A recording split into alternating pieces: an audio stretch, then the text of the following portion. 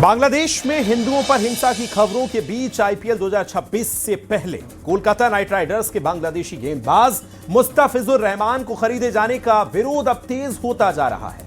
BJP के fire brand नेता संगीत सोम ने तो टीम के मालिक शाहरुख खान को ही निशाने पर ले लिया, जबकि संत समाज ने इसे लेकर बीसीसीआई तक को चेतावनी दे दी है। इस रिपोर्ट को देखिए।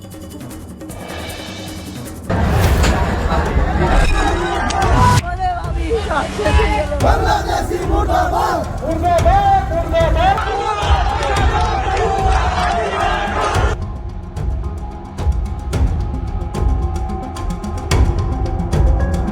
बांग्लादेश में हिंदुओं पर हिंसा जारी।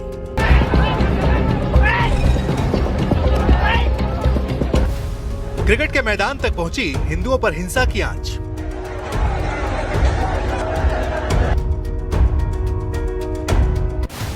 आईपीएल में बांग्लादेशी खिलाड़ी के खेलने पर मचा बवाल।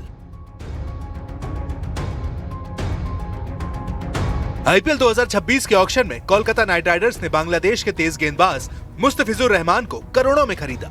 चेन्नई सुपर किंग्स के साथ चली कड़ी बोली के बाद केकेआर ने उन्हें अपने खेमे में शामिल किया है, लेकिन बांग्लादेश में हिंदुओं पर हुई हिंसा की खबर ने अब केकेआर को बैकफुट पर ला दिया है। ऑक्शन खत्म होते ही ये फैसला विवादों में घिर गया। आईपीएल में बांग्लादेशी खिलाड़ी की मौजूदगी को लेकर देश भर में विरोध शुरू हो गया है। बीजेपी नेता संगीत सोम ने सीधा केकेआर के कोऑनर शाहरुख खान को ही निशाने पर ले लिया है। रहमान जैसे खिलाड़ी भारत में खेलने आएंगे तो एयरपोर्ट से बाहर कदम नहीं रख पाएंगे, हम दावे के साथ कह रहे हैं। समझना चाहिए शाहरुख खान जैसे गद्दारों को कि जिस तरीके की गद्दारी आप देश के साथ कर रहे हैं, आपको यहां तक अगर आज पहुंचाया तो इस देश के लोगों ने पहुंचाया। आपको अगर पैसा मिलता है तो यहां के देश के लोगों से मिलता है, लेकिन आप उस पैसे से देश के साथ गद्दारी करते हैं। आप कभी पाकिस्तान को चंदा देने की बात करते हैं, कभी रहमान जैसे खिलाड़ियों को खरीदने की बात करते हैं। ये देश में अब नहीं चलेगा, इन गद्दारों की देश में कोई जगह नहीं रहेगी, ये मैं कहना चाहता हूं।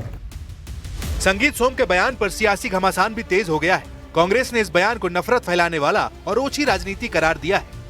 संगीत सोम जैसे नेता शाहरुख खान पर ओछी टिप्पणी करके अपनी मानसिक विकृतता दिखाते हैं, मानसिक रोग दिखाते हैं। ऐसे लोगों का इलाज आगरा के पागल खाने में होना चाहिए। और रही बात बांग्लादेश की खिलाड़ियों की, तो भारतीय जनता पार्टी से, नरेंद्र मोदी से और अमित शाह से इस्तीफा मांगी है संगीत सोम, क्योंकि पिछले 7 महीनों से जो बांग्लादेश के हालात हो रहे हैं, बांग्लादेश में हिंदुओं की हत्याएं हो रही हैं, आपकी 56 इंच के नरेंद्र मोदी का सीना 26 इंच का हो गया। विवाद सिर्फ राजनीति तक सीमित नहीं रहा। कथावाचक देवकी नंदन ठाकुर ने भी आईपीएल में बांग्लादेशी खिलाड़ियों को शामिल किए जाने पर कड़ा ऐतराज जताया है।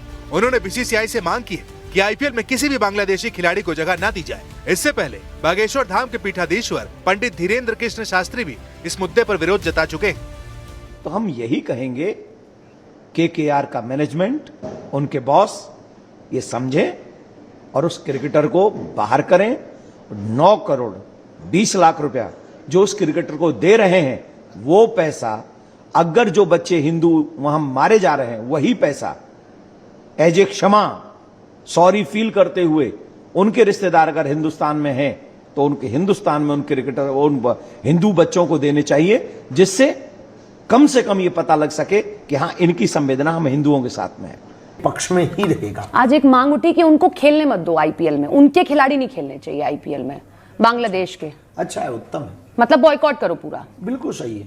यदि हमारे वहाँ परिवारजनों को आप इस प्रकार से कृत्य करेंगे और हमारे देश में आकर के आप खेलेंगे और अपने वहाँ पर उन लोगों को पैसा देंगे जो लोग वहाँ पर हमारे हिंदू भाइयों को मार रहे हैं, तो हमें लगता है कि ये तो बहुत गलत है, नहीं खेलना चाहिए। सही, उत्तम है। हालांकि क्रिकेटिंग नजरिए से देखें तो मुस्तफिजुर रहमान आईपीएल के लिए नया नाम नहीं है। मुस्तफिजुर रहमान 2016 से आईपीएल में खेल रहे हैं। केकेआर से पहले वो Sunrisers Hyderabad, Rajasthan Royals, Mumbai Indians, Delhi Capitals और चेन्नई सुपर किंग्स के लिए भी खेल चुके हैं। पिछले सीजन में वो चोट की वजह से दिल्ली कैपिटल्स के लिए सिर्फ 3 मैच ही खेल पाए थे। अब एक तरफ केकेआर के लिए मुस्तफिजुर की एंट्री को टीम के लिए मजबूती माना जा रहा है, तो दूसरी तरफ इसे लेकर उठ रहा विवाद लंबा खिंचता दिख रहा है। इस बीच आईपीएल 2026 से पहले खेल राजनीति और भावनाओं के टकराव के बीच फंसता नजर आ रहा है।